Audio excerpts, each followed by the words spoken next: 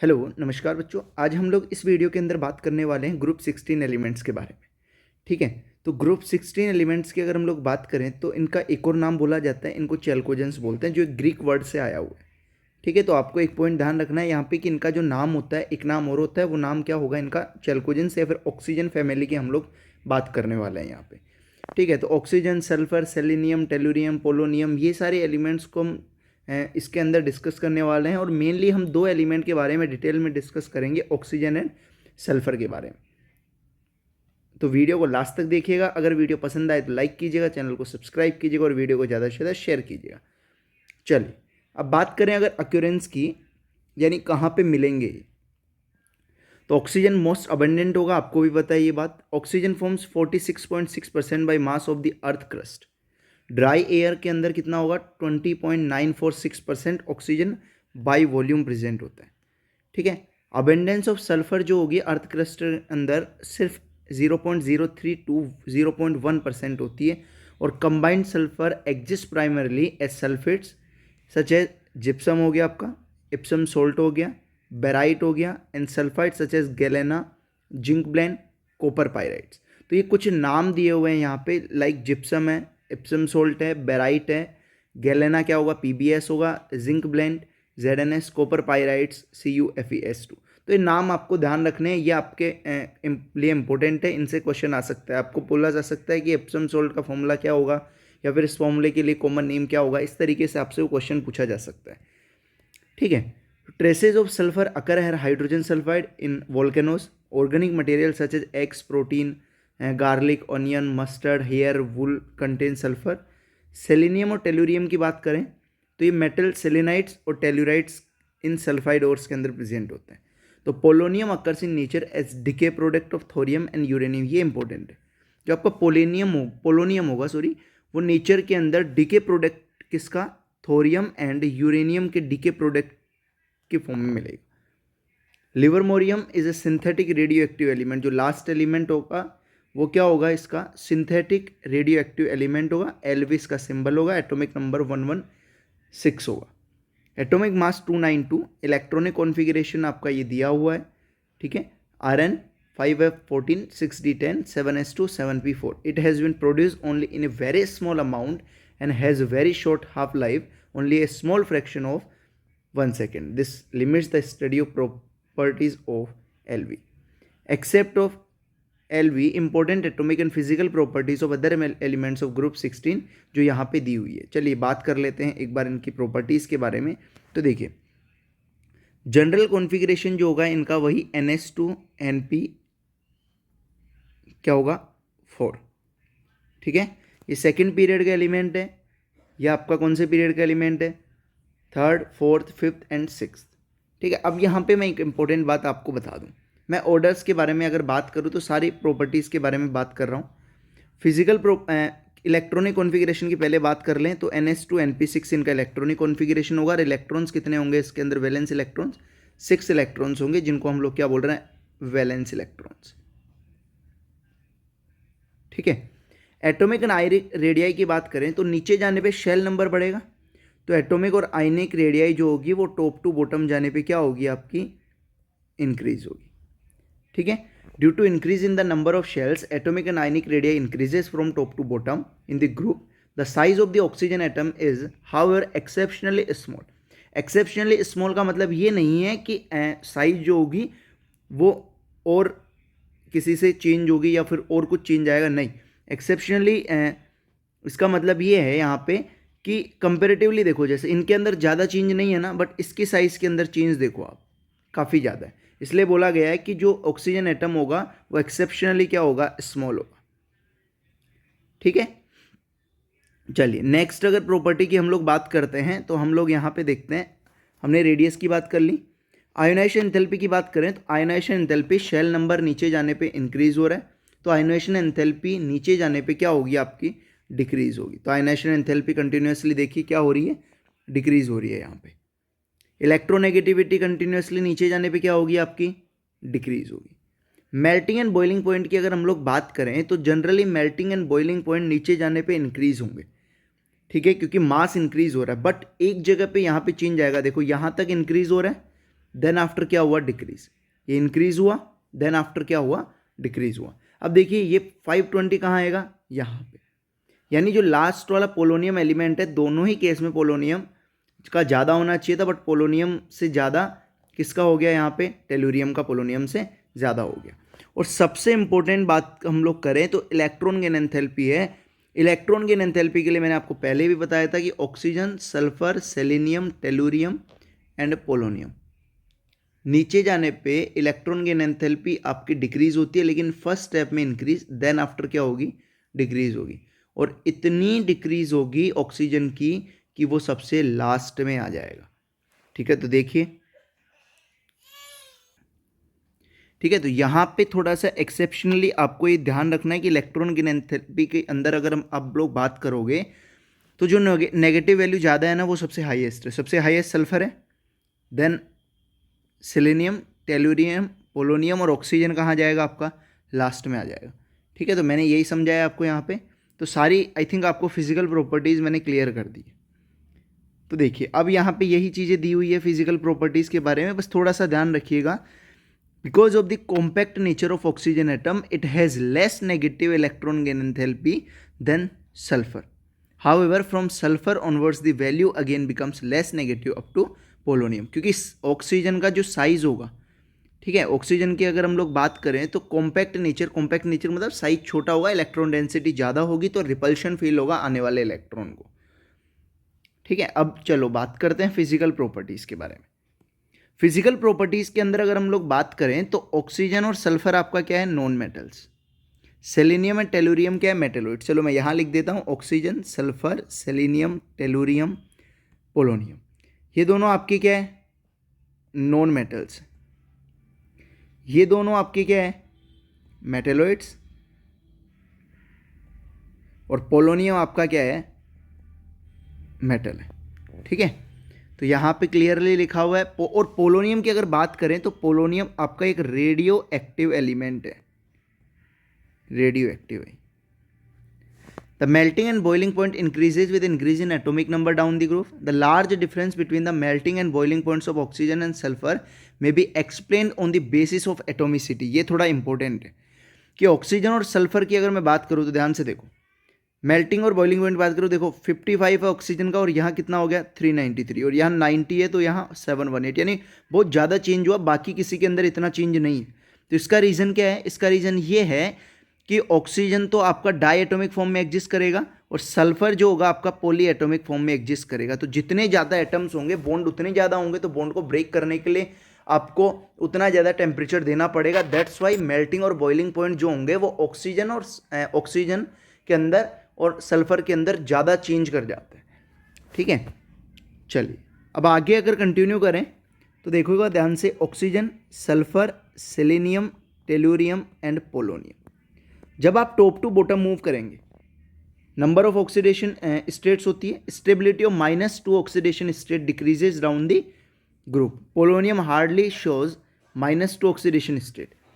तो देखो top to bottom जब आप जाओगे तो -2 स्टेट की जो स्टेबिलिटी होगी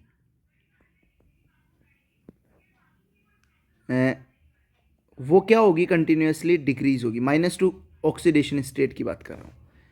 ठीक है, -2 ऑक्सीडेशन स्टेट की जो स्टेबिलिटी होगी वो नीचे जाने पे क्या होती जाएगी, कम होती है। Since electronegativity of oxygen is very high, it shows only negative oxidation state -2 accept in case of OF2, जहाँ पे इसकी +2 स्टेट होगी। ठीक है, ऑक्सीजन की इलेक्ट्रोनेगेटिविटी ज़्यादा होती है इसलिए -2 स्टेट शो करेगा, लेकिन OF2 के केस में कौन सी स्टेट शो करता है, +2 स्टेट। अब बात करते हैं, other elements of the group exhibit +2, +4, +6 oxidation states, but +4 and +6 are more common. तो इसकी स्टेबिलिटी की बात की जाएगी। +4 और +6 ऑक्सीडेशन स्टेट की अगर हम लोग बात करेंगे यहाँ पे तो देखिएगा, जो लोअर ऑक्सीडेशन स्टेट होगी उसकी स्टेबिलिटी क्या होगी, इंक्रीज होगी, और हायर ऑक्सीडेशन की स्टेबिलिटी क्या होगी, डिक्रीज होगी। इनर्ट पेयर इफेक्ट जो होता है उसकी वजह से लोअर ऑक्सीडेशन स्टेट की स्टेबिलिटी टॉप टू बॉटम जाने पे क्या होती है, इंक्रीज होती है। और यहाँ पे क्लियरली लिखा होगा due to inert pair effect. Bonding in +4 and +6 oxidation state is primarily covalent. तो यहाँ पे जो पूरा रिजल्ट लिखा हुआ है उसके अंदर यही ध्यान रखना है कि कौन कौन सी ऑक्सीडेशन स्टेट शो कर सकता है पूरा ग्रुप। -2 भी पॉसिबल होगी, +2 भी होगी, +4 भी होगी, +6 होगी, बट ये दोनों मोस्ट कॉमन होंगी। तो इनकी स्टेबिलिटी की अगर हम लोग बात करें तो टॉप टू बॉटम जाने पे +4 की स्टेबिलिटी बढ़ेगी और +6 की स्टेबिलिटी कम होगी। क्यों? Due to inert pair effect, due to inert pair effect. ठीक है, तो यहाँ पे इसकी स्टेबिलिटी क्या होगी आपकी, कंटिन्यूसली डिक्रीज होती जाएगी। चलिए आगे बात करें। अगर देखो, अगर आपको ये समझना है कि -2 स्टेट की स्टेबिलिटी नीचे जाने पे क्यों इंक्रीज हो रही है, तो मैं एक बात बता दूं, टॉप टू बॉटम जाने पे मेटेलिक कैरेक्टर इंक्रीज होगा, और जब मेटेलिक कैरेक्टर इंक्रीज होगा तो इलेक्ट्रॉन देने की टेंडेंसी बढ़ेगी, ना कि इलेक्ट्रॉन लेने की। इसलिए नीचे जाने पे -2 ऑक्सीडेशन स्टेट की स्टेबिलिटी भी क्या होती जाती है, डिक्रीज होती जाती है। और पोलोनियम तक तो बिल्कुल ही शो नहीं करता पोलोनियम। ऑक्सीजन के एनोमलस बिहेवियर का रीजन क्या होगा? The anomalous behaviour of oxygen like other members of p block present in second period is due to its small size, high electronegativity. दो चीज़ें, एक तो छोटी साइज, दूसरी high electronegativity. One typical example of effects of small size and high electronegativity is the presence of, देखो ये question पूछा जा सकता है आपसे कि one typical example of effects of small size and high electronegativity is the presence of strong hydrogen bonding in H2O which is not found in H2S। तो ये क्वेश्चन ध्यान रखिएगा कि हाइड्रोजन बॉन्डिंग क्यों होती है इसके अंदर, क्योंकि इसका स्मॉल साइज होगा और हाई इलेक्ट्रोनेगेटिविटी होगा, इसलिए जो आपका ऑक्सीजन है वो H2O बनाएगा तो हाइड्रोजन बॉन्डिंग होगी, बट H2S के अंदर हाइड्रोजन बॉन्डिंग पॉसिबल नहीं होगी। तो यहाँ पे ध्यान रखिएगा, ठीक है। चलिए आगे कंटिन्यू करें, बात करते हैं यहाँ पे the absence of d orbitals. एक ये भी, the absence of d orbitals in oxygen limits its covalency to 4 and in practice really exceeds 2 1। देखो वैसे तो मेनली कोवेलेंसी इसकी आपकी अगर बात करें तो 2 ही होगी, लेकिन जैसे H3O+ बन जाता है आपका तो 3 तक भी हो जाती है, और कोवेलेंसी मैक्सिमम की बात करें तो मैक्सिमम कितनी हो सकती है, 4 तक जा सकती है। On the other hand, in case of other elements of the group, the valence shell can be expanded and covalence exceeds 4। तो वैलेंस शेल जो होगा वो एक्सपेंड कर सकता है और कोवेलेंस कहाँ तक जा सकती है, 4 से। वैलेंस शेल एक्सपेंड करने का मतलब ये है यहाँ पे कि कुछ पर्टिकुलर केसेस की बात कर रहे हैं जो हमारे यहाँ पे NCERT बुक के अंदर उनका डिस्कशन नहीं है बिल्कुल भी, ठीक है। तो आपको ज़्यादा यहाँ पे ध्यान नहीं रखना है, बट आपसे अगर ये पूछे कि कोवेलेंसी 4 हो सकती है या नहीं हो सकती, तो आंसर क्या होगा आपका, हाँ पॉसिबल है वो कोवेलेंसी 4। हाइड्रोजन के साथ जब रिएक्टिविटी की बात करोगे तो हाइड्राइड्स बनेंगे। अब हाइड्राइड्स की प्रॉपर्टी की बात कर लेते हैं, चलो जी। देखो H2O बनेगा, H2S बनेगा, Se बनेगा, Te बनेगा और PO भी बना सकते हैं, बट यही दिए हुए हैं NCERT में। इसके अंदर H बॉन्डिंग होती है, ठीक है। मैं सारी प्रॉपर्टी एक एक एक्सप्लेन करता हूँ। बॉइलिंग पॉइंट आपको पता है मास के डायरेक्टली प्रोपोर्शनल होगा, यानी वॉन डेर वाल्स फोर्सेस और मोलिकुलर वेट के क्या होंगे, डायरेक्टली प्रोपोर्शनल होंगे ये तीनों, ठीक है। तो मोलिकुलर वेट और वॉन डेर वाल्स, लेकिन इसके अंदर हाइड्रोजन बॉन्डिंग की वजह से नीचे जाने पे नॉर्मली इंक्रीज होगा, लेकिन ये हाइड्रोजन बॉन्डिंग की वजह से सबसे पहले रखा जाएगा। मेल्टिंग पॉइंट भी की बात करें, अगर मेल्टिंग पॉइंट भी हाइड्रोजन बॉन्डिंग की वजह से कहाँ आएगा, सबसे पहले आएगा। बॉन्ड लेंथ की बात करें, इसकी बॉन्ड लेंथ की अगर हम लोग बात करेंगे यहाँ पे, तो मैं एक बात बता दूं आपको कि बॉन्ड लेंथ जो होगी,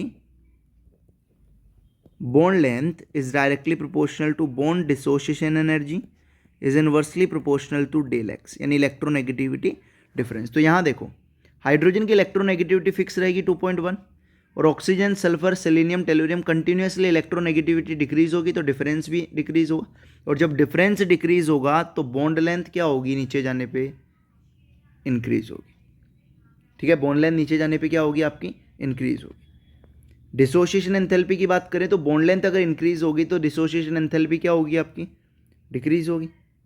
अब एक लास्ट बात और, एक लास्ट अगर हम लोग क्वेश्चन करें एक लास्ट, तो यहाँ पे ये है कि इनकी थर्मल स्टेबिलिटी क्या होगी। तो थर्मल स्टेबिलिटी की मैं बात करूँ तो directly proportional to electron negativity of central atom and inversely proportional to its size तो थर्मल स्टेबिलिटी भी नीचे जाने पे क्या होगी, डिक्रीज। और दूसरा अगर मैं बात करूं एसिडिक स्ट्रेंथ के बारे में, तो acidic strength directly proportional to dissociation constant होता है। और इसकी अगर मैं बात करूं तो ये नीचे जाने पे क्या होगा आपका, कंटिन्यूसली एसिडिक स्ट्रेंथ इंक्रीज होगा इनके अंदर। वैसे नॉर्मली हम लोग ये बोलते हैं कि नीचे जाने पे इलेक्ट्रोनेगेटिविटी कम होगी तो एसिडिक स्ट्रेंथ कम होना चाहिए, लेकिन इन नॉन मेटल्स के हाइड्राइड के अंदर एसिडिक स्ट्रेंथ नीचे जाने पे क्या होगी आपकी, इंक्रीज होगी। यह आपको ध्यान रखना है, एसिडिक स्ट्रेंथ इंपॉर्टेंट है, क्वेश्चन आपसे डिस्कस हो सकता है एग्जाम के अंदर। क्लियरली ध्यान रखना, एसिडिक स्ट्रेंथ नीचे जाने पे क्या होगी आपकी, इंक्रीज होगी। एंगल की बात करें तो पानी के अंदर 104 डिग्री होगा, बाकी सबका 90 के आसपास एंगल होगा, ठीक है, क्योंकि इलेक्ट्रोनेगेटिविटी कम हो रही है। तो बॉन्ड एंगल जो होगा वो सेंट्रल एटम की इलेक्ट्रोनेगेटिविटी के डायरेक्टली प्रोपोर्शनल होता है। बॉन्ड एंगल की अगर मैं बात करूं तो bond angle is directly proportional to electronegativity of central atom, ठीक है। चलिए नेक्स्ट अगर बात करें ऑक्सीजन के साथ रिएक्टिविटी के बारे में, रिएक्टिविटी ऑफ विथ ऑक्सीजन में EO2 बनेगा और क्या बनेगा, EO3 टाइप बनेंगे। O3 and SO2, O3 and SO2 की अगर मैं बात करूं, ये दोनों क्या होंगी आपकी, गैसेज है ये दोनों, ठीक है। क्लियरली आपको आराम से देखो, बहुत आराम से पढ़ना है, पी ब्लॉक काफ़ी आसान टॉपिक है, बहुत आराम से पढ़ना है इसको। सिलीनियम डाइऑक्साइड सॉलिड है, SiO2 क्या होगा आपका, मैं साइड में लिखते जा रहा हूँ सारी चीज़ें ये आपके लिए ताकि आपको आसान लगे ये sir. Reducing property of dioxide decreases from SO2 to TiO2। चलो एक क्वेश्चन और बताता हूँ मैं आपको, देखो अगर यहाँ पे दिया हुआ होगा, हाँ दिया हुआ है, ये इंपॉर्टेंट, चलो इसको डिस्कस करते हैं हम लोग आसानी से। All the hydrides except water possess reducing property and this character increases from H2S to H2T। चलो मैं बताता हूँ आपको क्यों होता है ऐसा। मैंने बोला नीचे जाने पे थर्मल स्टेबिलिटी कम हो रही है, ध्यान से देखिएगा, बड़ा इंटरेस्टिंग टॉपिक है। नीचे जाने पे मैंने बोला थर्मल स्टेबिलिटी क्या हो रही है आपकी, डिक्रीज हो रही है। H2 शो नहीं करेगा, क्योंकि H2 की अगर हम लोग बात करें तो H2 शो नहीं कर रहा, क्योंकि H बॉन्डिंग कर लेगा ये H2T। फिर भी अगर मान लो ऑर्डर में लिखा जाता है तो हम लोग यहाँ बोलेंगे नीचे जाने पे आपकी थर्मल स्टेबिलिटी पे क्या इफेक्ट आ रहा है, थर्मल स्टेबिलिटी क्या हो रही है, डिक्रीज हो रही है।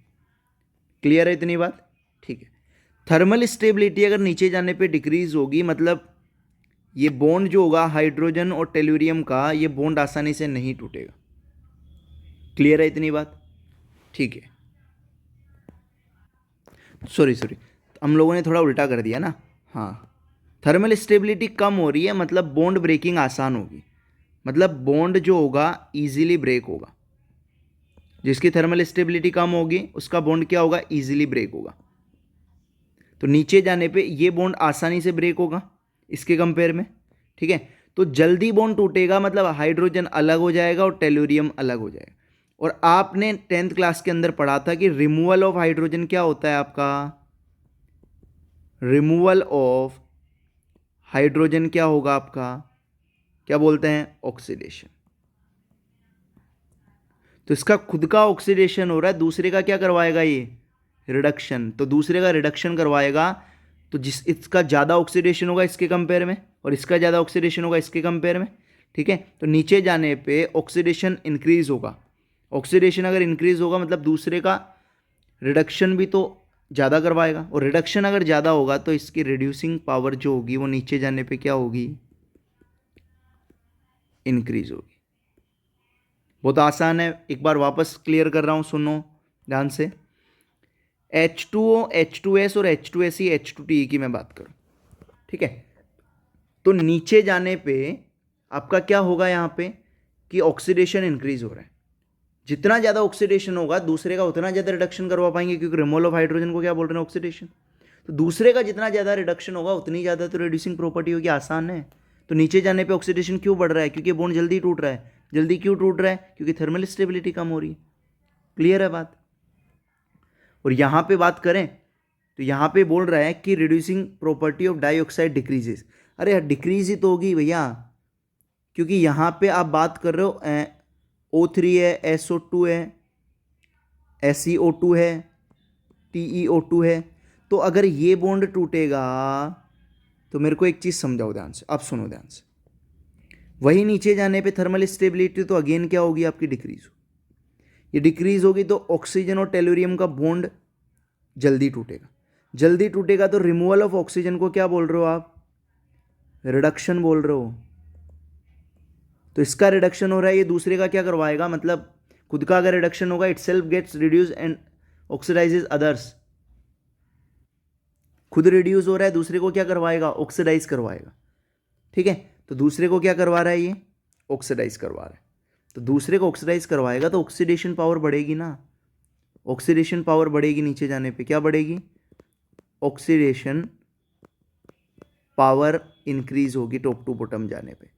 तो रिड्यूसिंग पावर क्या हो जाएगी, डिक्रीज हो जाएगी। आई होप आपको ये समझ आया होगा। अगर नहीं समझ आया तो कमेंट बॉक्स में जरूर लिखिएगा आपका, कि अगर आपको क्लियर नहीं हुआ तो मैं नेक्स्ट वीडियो के अंदर सिर्फ इन्हीं की प्रॉपर्टी डिस्कस कर दूंगा एक बार। तो यहाँ पे है SO2 आपका रिड्यूसिंग है, TeO2 क्या हो जाता है, ऑक्सीडाइजिंग हो जाता है। Besides EO2 type sulphur, selenium, tellurium also form EO3 type oxide. Both types of oxide are acidic in nature. ठीक है, नॉन मेटल्स के ऑक्साइड है यहाँ पे, नॉन मेटल्स के या फिर मेटेलोइड्स के हैं, तो ये नेचर में कैसे हो रहे हैं आपके, नेचर में कैसे ये एसिडिक है। अब हेलोजन के साथ रिएक्टिविटी की अगर हम लोग बात करें तो हेलाइड्स बनेंगे, क्लियरली बात है। और अपन ने बोला था कि +2 +4 +6, तो देखो ना EX2 EX4 EX6। Stability halides की नीचे जाने पे डिक्रीज होगी अमोंगेस्ट। अब स्टेबिलिटी कैसे डिक्रीज होगी, मैंने वही बताया, थर्मल स्टेबिलिटी से चेक करो। नीचे जाने पे सेंट्रल मेटल की इलेक्ट्रोनेगेटिविटी कंटिन्यूसली कम होगी, और सेंट्रल मेटल की इलेक्ट्रोनेगेटिविटी अगर कम होगी तो वहाँ पे स्टेबिलिटी भी तो क्या हो जाएगी, कम हो जाएगी ना। Amongst hexahalides, hexafluorides are the only stable halides. Hexahalides में कौन स्टेबल है, सिर्फ हेक्सो फ्लोराइड्स स्टेबल है। All hexafluorides are gaseous in nature, they are octahedral structure. Sulphur hexafluoride SF6 is exceptionally stable for steric regions.